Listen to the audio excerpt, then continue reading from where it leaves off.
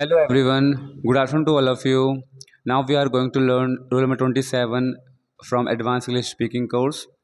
Rule is neither nor.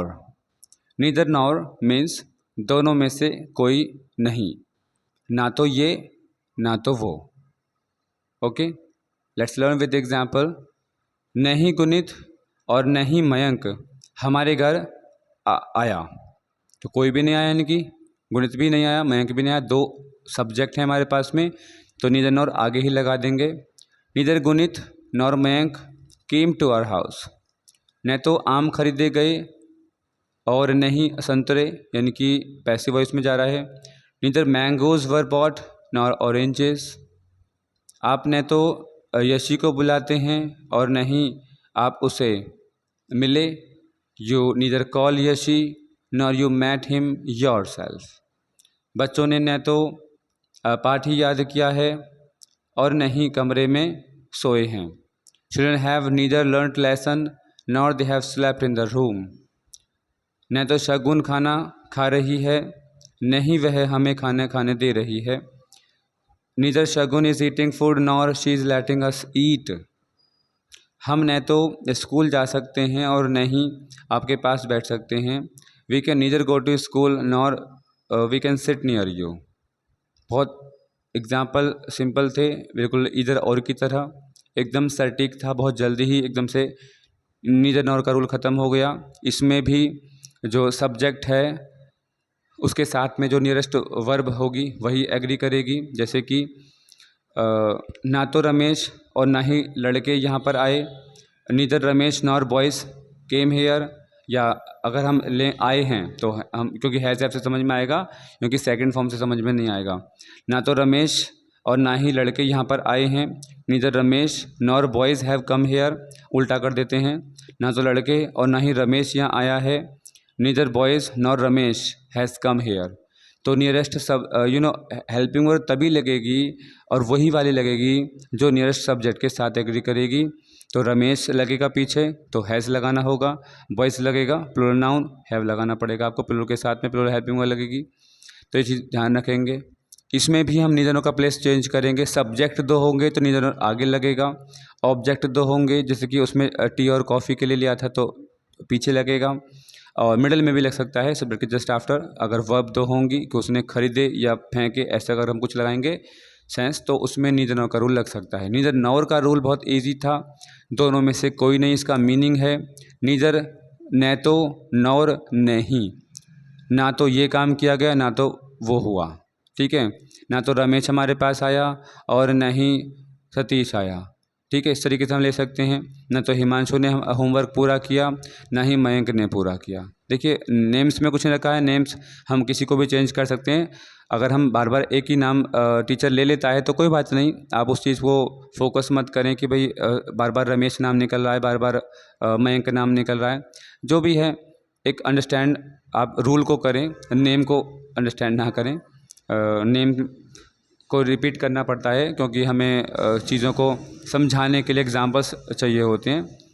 Okay, तो इसलिए कभी कभी सेम नेम्स निकल जाते हैं. तो आप उस चीज़ को प्लीज़ लोकेट ना करें. आपका फोकस है इंग्लिश लैंग्वेज को लर्न करने का.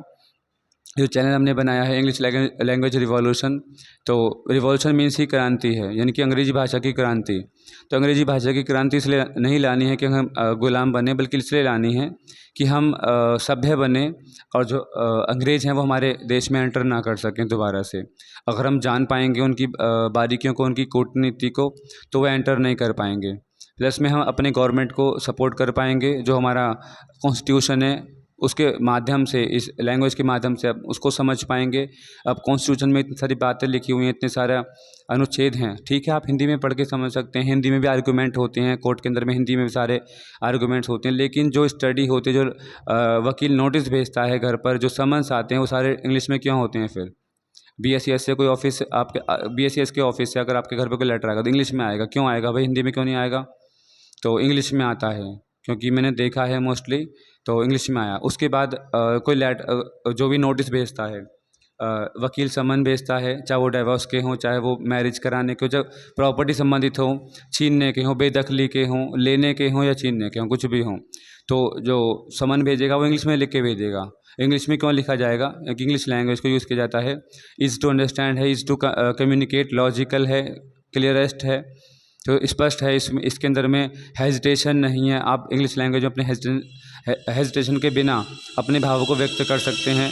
साइंस लैंग्वेज साइंस जो पढ़ाई जाती है वो इसी लैंग्वेज में पढ़ाई जाती है, जिससे कि इज़ टू अंडरस्टैंड हम समझ पाएँ चीज़ों को। कुछ भी चीज़ें आप समझ सकते हो और बिना किसी हेजिटेशन के आप इन चीज़ों को अंडरस्टैंड करते हैं। जब करते हैं इसलिए थोड़ा सा बढ़ावा भी मिला है इस लैंग्वेज को। जब बढ़ावा मिला है, इंटरनेशनल लैंग्वेज बन चुकी है, ऑल ओवर द वर्ल्ड बोली जाती है, स्पोकन है, तो ठीक है, अंडरस्टूड है हमारे लिए भी, तो हम इसको सीखें। क्योंकि भाषा जो है वो हमारे इमोशंस को व्यक्त करने का तरीका होती है। तो ठीक है, अपनी भाषा में फील है, वी नो दैट, बट इस भाषा के अंदर में आप देखिए, पहली बात, आप टीचर बने हैं तो आप पढ़ा सकते हैं, एजुकेट करें और अपना अर्निंग भी कर सकते हैं। अगर आप लॉयर वगैरह हैं या फिर लॉयर बन रहे हैं, प्रैक्टिस कर रहे हैं, तो आप इसको लैंग्वेज को सीख करके अपनी प्रैक्टिस को आगे बढ़ा सकते हैं। ज़्यादा से ज़्यादा चीज़ों को लर्न करने की कोशिश कर सकते हैं। जो भी अंडर सेक्शन जितने भी आते हैं इंडियन पेनल कोड IPC के अंदर, वो सारी चीज़ें सीख सकते हैं। मतलब कहने का ये है कि इस भाषा में फ़ील अगर आपको आए या ना आए वो आपके ऊपर डिपेंड करता है, बट आपको सीखनी पड़ेगी, या तो किसी का भला करने के लिए या फिर अपना भला। इसमें करियर है, इसमें करियर छिपा हुआ है आपका, इसमें फ्यूचर है, ठीक है, इसमें मनी भी है। तो आप मनी गेट करने के लिए ही सही, आप अपने फ्यूचर बनाने के लिए ही सही, भाई आपको कुछ ना कुछ तो प्रोफेशन एडॉप्ट करना ही पड़ेगा ना अपनी फैमिली को रन करने के लिए।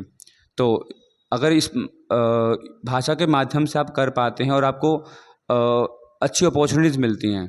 आज जो बहुत अच्छे अच्छे पोजीशन पर लोग बैठे हुए हैं, उनको इंग्लिश नहीं आती है और वो आज बहुत फील करते हैं इस बात को। अगर हमें भी इंग्लिश आती ना, तो हम आज इतने पैसे कमा सकते थे, इतने ज़्यादा हमारी सैलरी हो सकती थी।